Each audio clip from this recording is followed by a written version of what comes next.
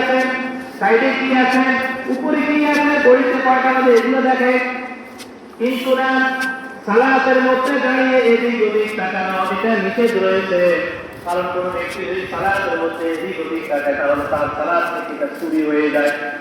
সালাত থেকে কি হয়ে যায়? চুরি হয়ে যায়। রাসূল করিম সাল্লাল্লাহু আলাইহি ওয়াসাল্লাম বলেন, عن عائشة رضي الله تعالى عنها قالت سألت رسول الله صلى الله عليه وسلم